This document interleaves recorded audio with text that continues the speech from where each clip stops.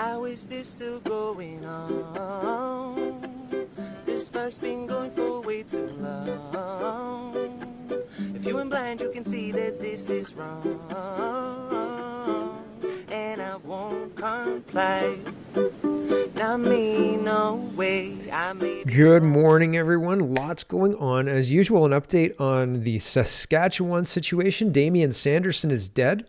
More emergency alerts and threats against First Nations. What is going on? There's been 3 emergency alerts in the last 24 hours.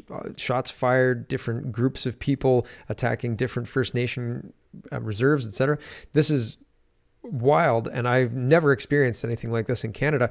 And it seems like something is going on, but I have no idea what. The RCMP confirmed that they're searching for Miles since May. And he's still out there. So I have no idea. I don't really have any updates about that. They don't have any updates either. And that's incredible. And never upgrade from a Honeywell Smartmeter. They're talking, and this happened already. People were locked out of their thermostats because of an energy crisis. And they think our grid is ready for 100% EV, unbelievable electric vehicles. No, I don't think so. We've got food, updates, which are interesting. People are noticing that the weights that are put on the packages in supermarkets aren't actually the weights that are in the bag. Isn't that interesting? And they provide handy scales for you to check if you're interested in doing that. And there's a video of somebody doing just that. But let's get into it anyway. There's so much to get into. Let's stop the teaser. First, if you want to support the show, head over to CanadaPoly.com. You can check out the forums. They're free. You can do a one-time payment or a monthly subscription. You can check out my book, or grab some merch if you're interested in that. Sign up for Kitchen Table Talks, which will be Sundays at 1 o'clock, and I will announce the first Sunday. We're trying to figure out how things are going to work through, the new schedule. First day of school for kids today. Exciting, right? That's all the kids are off to school, I suppose, or most of them anyway. So fingers crossed that nobody's asked them about pronouns yet. Goodness me.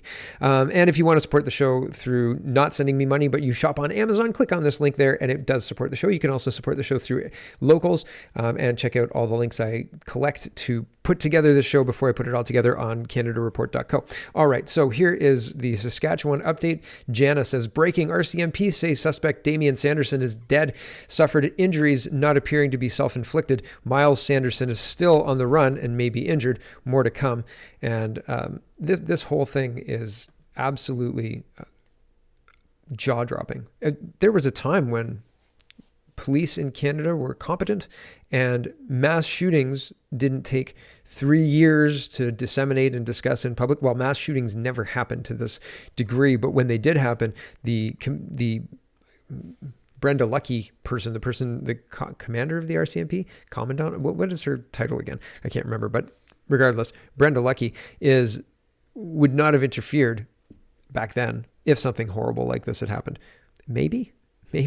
I don't think so. This all seems relatively new to me. I've never seen anything like these Liberals.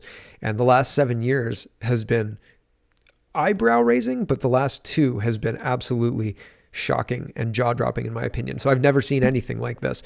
Incompetent police, it seems like paid off assets going crazy and shooting up a province, which is unbelievable. And now we've got this unbelievable knife crime against First Nations.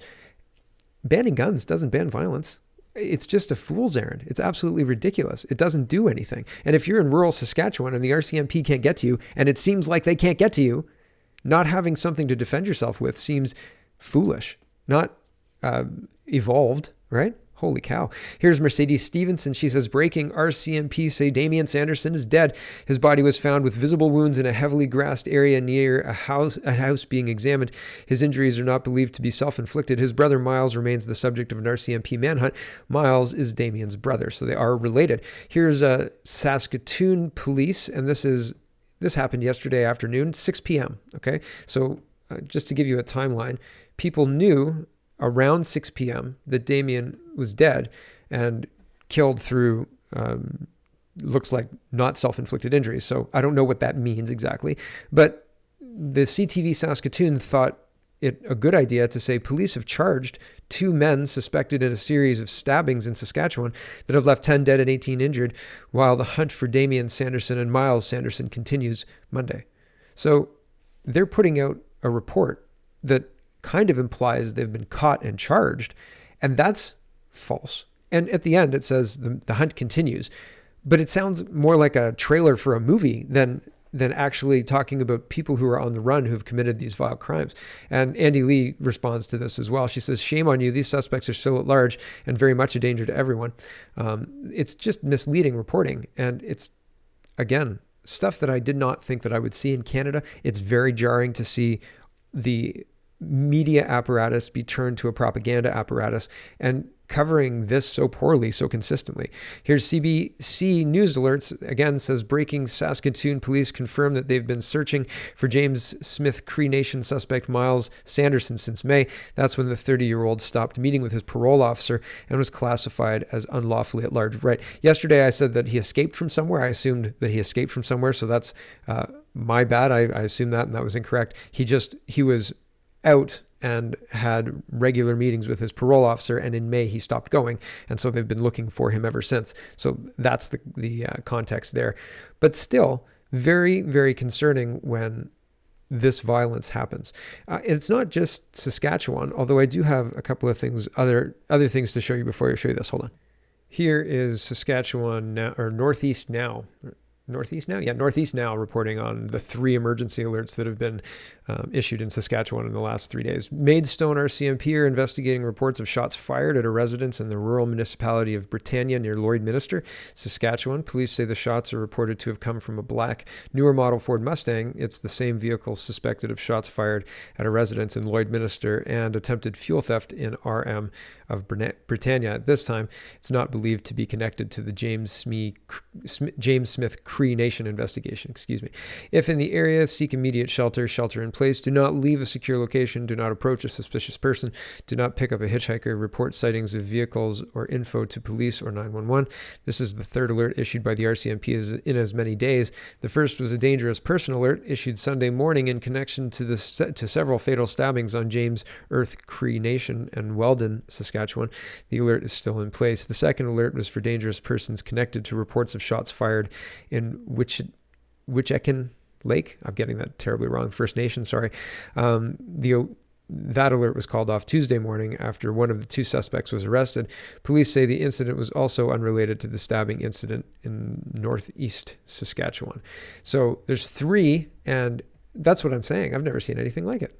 Even when the Wharton mass shooting was happening, nothing like this was going down. Usually, you don't get overwhelmed by emergency situations, but welcome to 2022 in Canada, and that doesn't seem to be true anymore. Here's gun violence in Toronto outside of this gentleman's nightclub. He says, Chef Joe Warmington reports, Jeff Mojar Khan, sorry if I got that wrong, at Zoc Restaurant in Mississauga, talked about the bullet that went through the window of his establishment as gunmen targeted 2 men in the parking lot of her nightclub.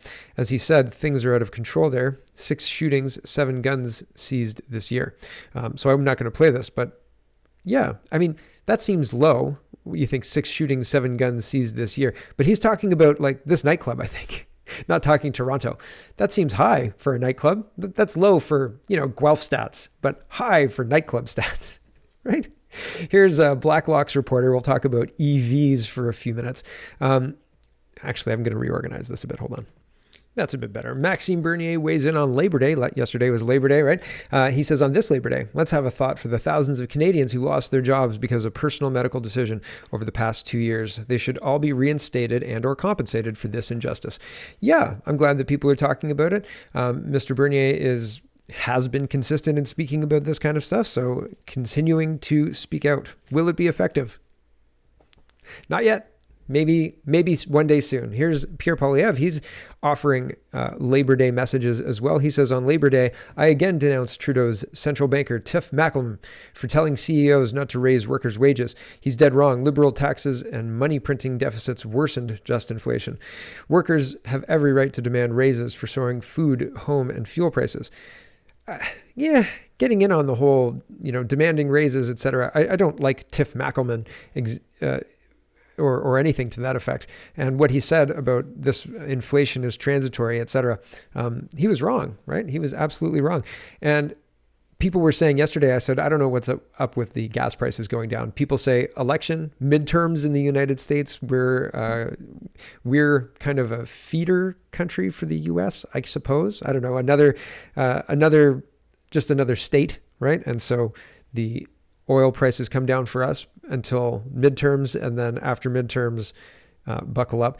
There's right now in Ontario, there's a gas tax freeze until December of 22, this December. And in December of 22, there's a new clean fuel tax coming in. I think it's December 18th that comes in. They love to bury things right around Christmas, right? And so it's just a way to bury the news cycle. Once these two things, the taxes that have been off the fuel until December, and then the new tax kicks in, I think we're going to see $2.10 a liter. I think that's the goal. But at this point in time, it looks like, and people are behaving like, oh, things are back to normal. I don't think so. I think it's a head fake. Anyway, regardless, I thank you for the feedback on the gas prices. It got me thinking, and it got me thinking about what's next, what happens after midterms. And then I thought December happens after midterms, right? Okay. So Tiff Macklem, I don't agree necessarily that this is the only problem, not raising workers' wages, because a whole bunch of places don't have the money to raise workers' wages at this point in time because other people don't have money to spend. And so, right, because of the government tightening up. So, I mean, there are places that things are fine, but there are other places where things are desperately not fine. And people are borrowing to eat. So they're not spending so much money on boats and, a new car for the kid, or, a new car for the wife, or whatever. They're not spending money on that. They are hoarding, they're saving, and they're looking at things pragmatically, because money costs a lot more money than it did, right? When money was cheap, people borrowed a lot. Although that led to a lot of speculation in the real estate market, right? That led to a whole bunch of people saying the money's so cheap, it's insane not to get into it and invest at this low rate. So it's a catch-22. It's always a catch-22. Anyway, the things that the Canadian government could do to address all of this kind of stuff would be to reduce immigration, would be to start producing our own things. And I to a degree, agree with Mr. Poilievre's approach to start creating things, stop printing money. Like, I would like to see Canada return to that kind of work ethic again. But it's not a full solution, but it's something, right? It's something. If we reduced immigration and started building things again, say pipelines, and became self-sufficient, which is another thing that Mr. Poilievre promises. And I'm not a Poilievre fanboy. I think the CPC is going to put Charest in, okay? But that's what he talks about, so I don't want to misrepresent what he's saying. He has said this. He has said that becoming energy independent and getting off dictators' oil is something that's important to him. So he can address these things. It can be addressed in Canada. We can solve these problems. We had these problems solved. And the only reason the economy was ticking up in price was because that's built into inflation. The instructions to the Bank of Canada are to aim for 2% inflation per year. And that's to force you to spend your money now, because it'll be more expensive later. So it's interesting. But I think that the Canadian government could do a lot to deal with the inflation problem, and a lot to deal with the jobs problem. And they don't want to do any of it because it would undermine their ideology, they being the current government that's in power right now. So that's why they're not doing it. The pleb. Now, I've used this guy before. He's got journalist in his title. He's also got he, him, but he's a satirical account. However, I did not want to take credit for collecting this group of tweets together, because he did that. I didn't do that. So here is a satirical account making the same argument that they're going to Joe Biden the CPC. The CPC is going to Joe Biden the membership. That's what they're going to do. I'm not saying that I'm certain, but I might put $10 on it. I might put 20. I might put 20 on it. And I don't take any joy in that. I don't, not at all. But I'm confident enough that I think, man, I'd make a friendly wager on this. Here is the pleb, and he says, rumors are circulating that Jerry Butts allegedly organized a massive underground campaign to get Liberals to buy CPC memberships to vote for Jean Charest. If this is true and he succeeds, this will be the biggest political coup in Canadian history, and the CPC is done. Oh yeah, I think people will walk away from the CPC, but I don't think MPs will.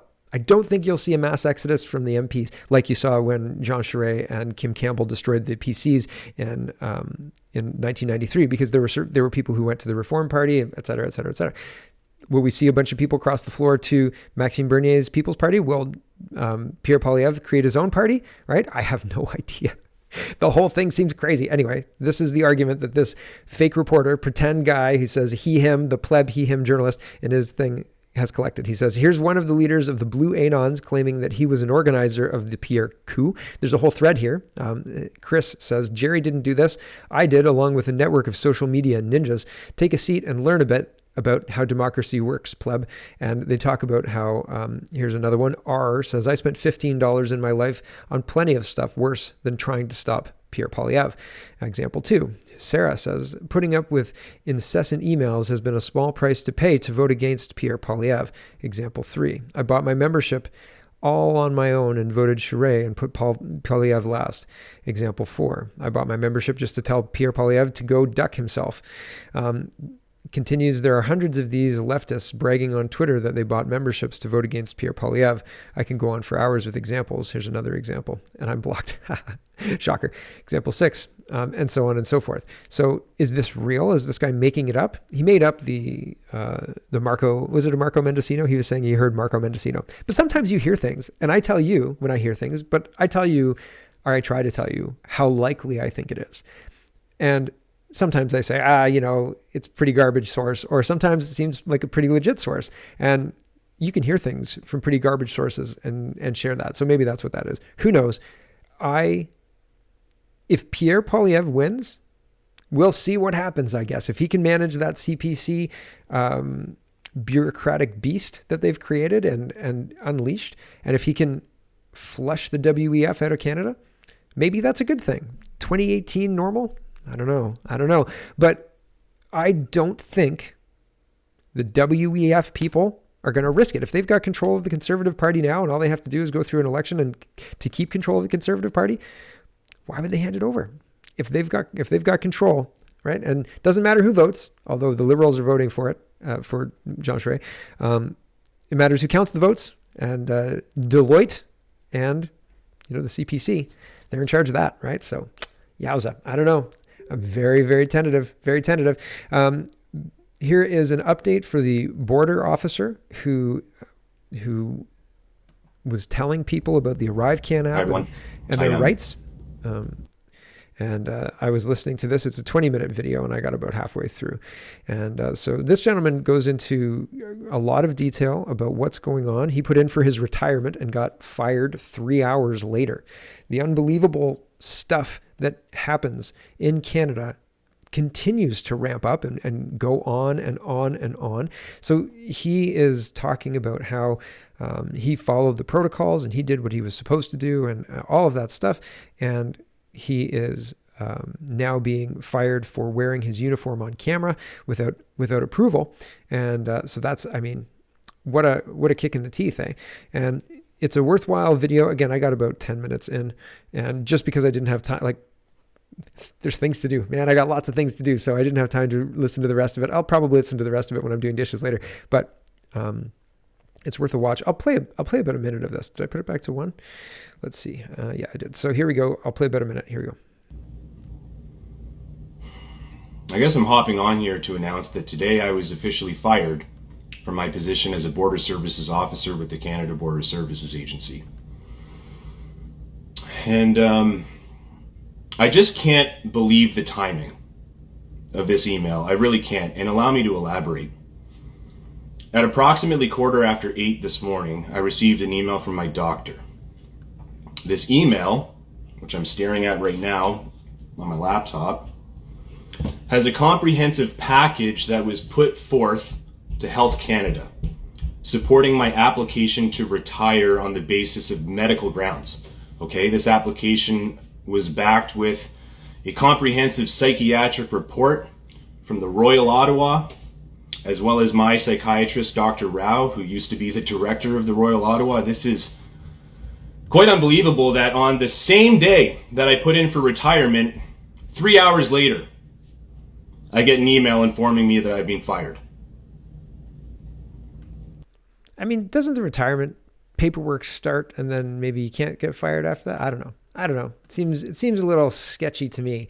And again, I thought I lived in a country that treated people better than that. I thought that I lived in a place where it treated people better than that. I don't think there's any better way to say that.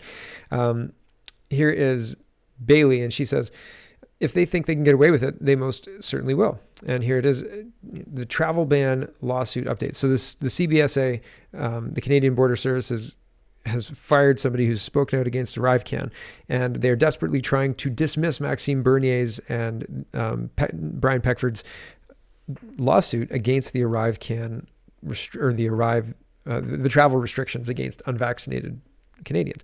And here's an update. It says, as you may recall, as soon as the vaccine requirement was suspended in June 2022, the Attorney General filed a mootness motion. If this motion is granted, our case will die without a decision being made by the federal court. This means the vaccine mandate can be brought back at any time. This one-day hearing is scheduled for September 21st and 22nd at the federal court in Ottawa, starting at 9:30 a.m.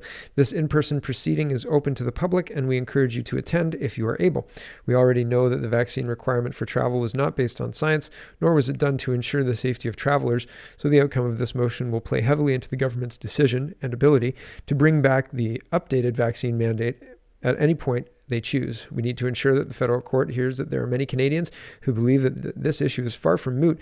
If the motion is defeated, our case can proceed, and our judicial review has been scheduled to be heard over a 5-day period starting October 31st, 2022. The federal court for both proceedings is located at 90 Sparks, Ottawa. Hope to see many of you there.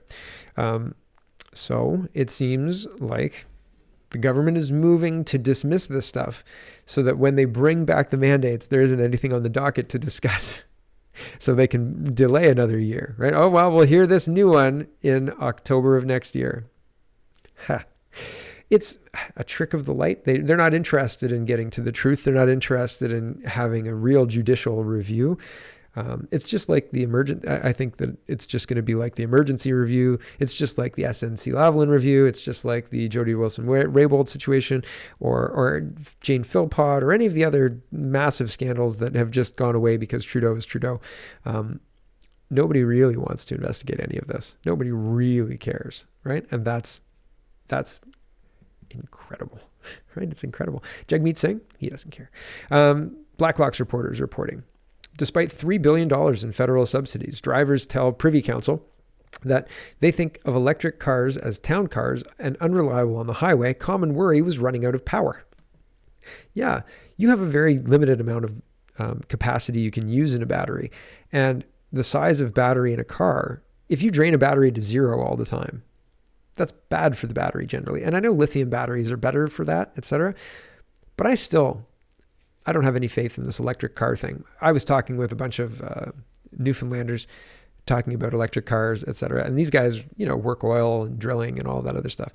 And they were laughing. And they said, it's never going to happen. It's not going to even take off because it's not possible. It's just not going to work. And I think they're right that practically in the real world, where the rubber meets the road and all that, it's not going to work. But in the politicians' fantasies, they think, oh yeah, no problem. We'll make it work, right? Scary stuff. Scary stuff. Aaron says, this is the reality of the Internet of Things. Pretty soon, companies and or the government will be able to remotely disable anything you think you own. And this specific case is explicitly what the smart grid is about. I was joking at the beginning and saying, get a Honeywell Smartmeter or Honeywell thermostat and never, switch to a Nest internet connected thermostat, even if it means convenience on your cell phone. Ooh, I can set the temperature while I'm not at home. Great. But somebody else can too. So not so good, right? But the reality is smart grids, smart meters can do similar behavior shaping. And people warned of this when the smart grids were being rolled out in Ontario. And most people ignored it, and they didn't think that anybody would action it, I think. The infrastructure's in place, and we've just lived through 2 years of ridiculous restrictions that didn't do anything good and wreaked a lot of damage, expensive damage. And we are supposed to ignore all of that? I don't know. It seems wild. And allow them to continue doubling down on bad policies that don't actually solve the problems they claim to solve. Right? Seems like a bad idea. Anyway, here is the Denver 7 ABC News report about this. Thousands of Xcel customers locked out of their thermostats during an energy emergency. 22,000 people lost control of their temperatures in their homes for hours for hours on Tuesday. So can you imagine going to your Tesla and needing to, I don't know, go to the grocery store or the pharmacy to pick up some medicine for an elderly, somebody you care for, or a baby, and you get in and it says, sorry, energy crisis, you can't use your Tesla. We're using your car to supplement the rest of the power in your area. So if you unplug, that's going to be bad. So you can't use your car right now. Your Tesla is locked. Apologies. Thank you for doing your part, citizen. And you're like, what? No. Right? Yeah. Well, get used to it, because that's going to be the plan if electric cars can take off, which it's not practical, but they don't care because they want that power, man. I can see them drooling, right? Jeepers creepers. Jill says, 32 young Canadian doctors were getting into vaccines and then food and race. And food and race combined at the end of today's show. Anyway, 32 young Canadian doctors died suddenly in the past 16 months while fully COVID-19 vaccinated. These doctors were actively practicing medicine and were healthy prior to taking illegally mandated COVID-19 vaccines, second, third, or fourth doses. Credit to Dr. William Mackis, MD, for putting this together. And it's just incredible.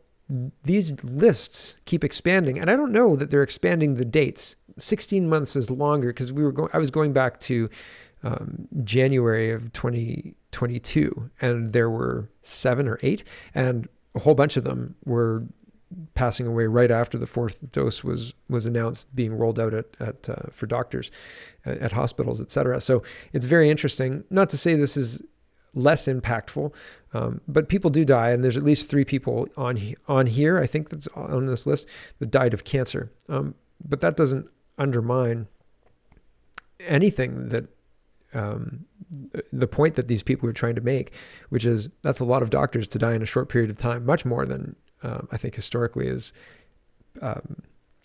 usual, right? And so that's scary.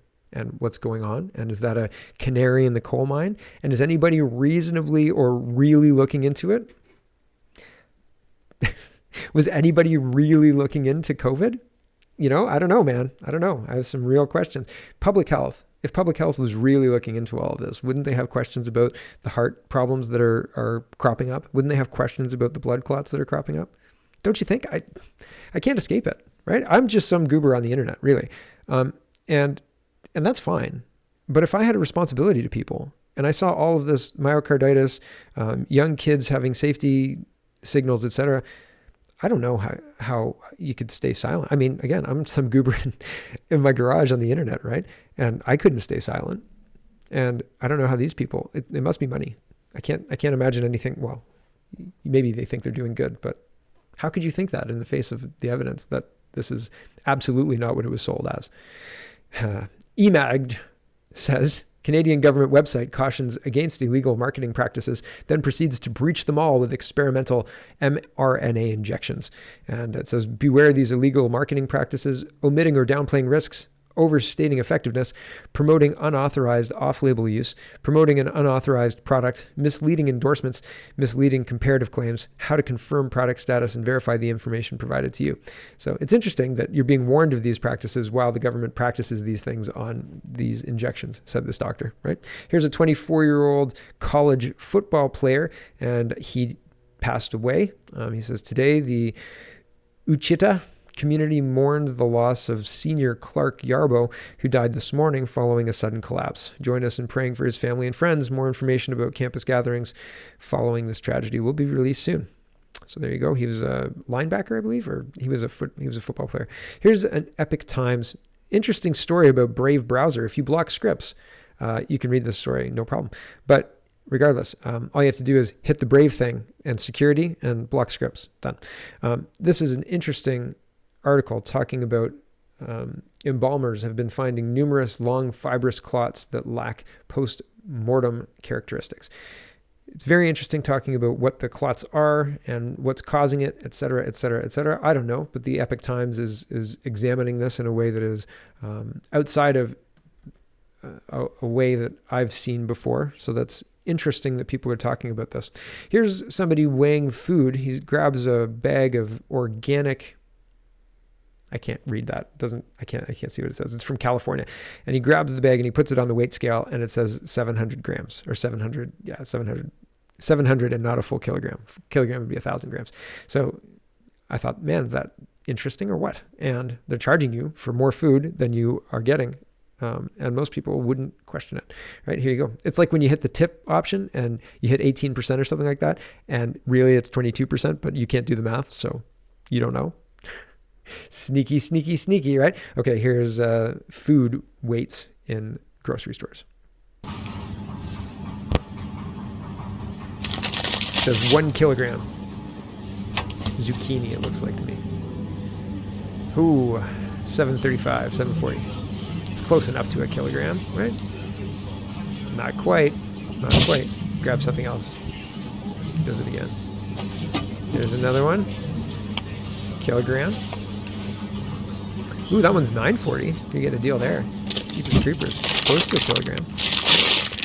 Here's a kilogram of carrots. I don't know if it actually gets to this one, but 795. 795. So there are scales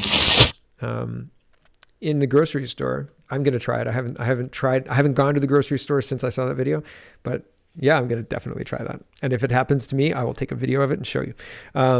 Here is Gateway Pundit. I think this guy's funny. He does YouTube videos where half the screen is somebody doing something just like, sometimes it's a court hearing. So I think he did Johnny Depp and Amber Heard or whatever her name was.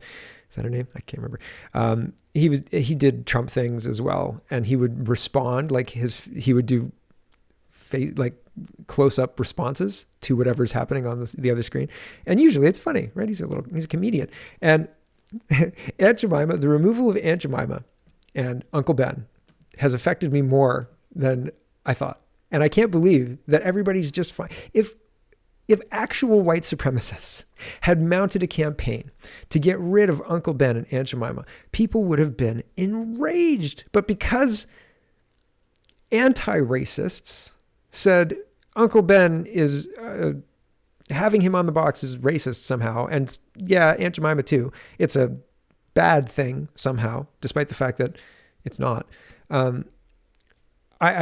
I talk about it often because it seems like such a clear example of insane thinking and doing things just because the media approves it or the society gleefully cheers it on, where if you thought about it for 10 seconds, you would realize that it's a dumb racist idea to remove these things, etc. And so Cousin T, or Terrence Williams, this comedian guy, put his face on pancakes, and it's great. I'd eat those pancakes. Those are great pancakes. Cousin T's pancakes. That's wonderful. Uncle Ben, Cousin T, Aunt Jemima, right? Bam, nailed it. And so I love this. I think it's hilarious. I think it's great. I'm glad that he's doing this. But apparently Facebook's banning it as racist pancakes. Gateway Pundit's reporting. Terrence Williams put his own picture on the box of his pancake mix, and Facebook labeled it as racist.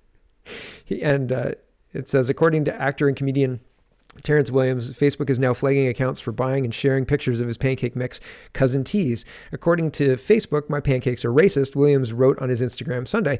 I'm on a 90-day restriction, and now they're flagging accounts for buying and sharing pictures of my pancake mix. This is crazy, and it has everything to do with me being MAGA, which means Make America Great Again. I won't apologize for it. Anyways, go load up on some racist pancakes. Yeah,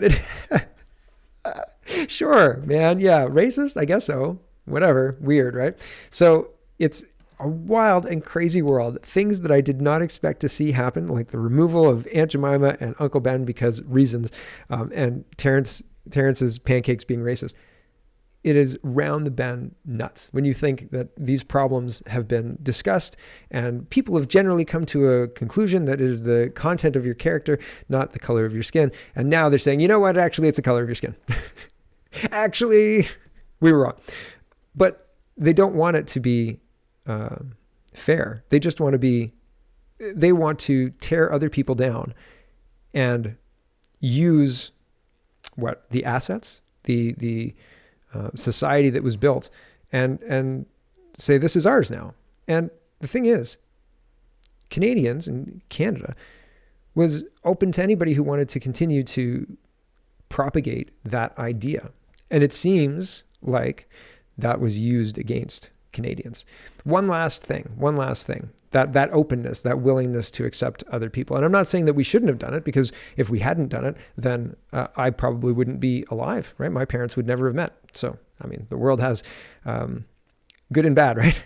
But one of the other things that I wanted to mention, I was watching a Discovery documentary. Shark Week, I guess, was recently. So a whole bunch of shark episodes popped up on one of my feeds somewhere. And we decided to watch sharks getting in a feeding frenzy. It was like sharks chomp down or something like that. And they were talking about white sharks. And the guy was talking about white sharks like everybody knew what white sharks were. And I said, what are white sharks? I said, are these like little tiny sharks or something? What kind of what are these white sharks? I said, that's a great white shark. And when the white shark part came out, he was talking about these white sharks, and a great white shark swam out. And I said, are they trying to rebrand great white sharks to white sharks?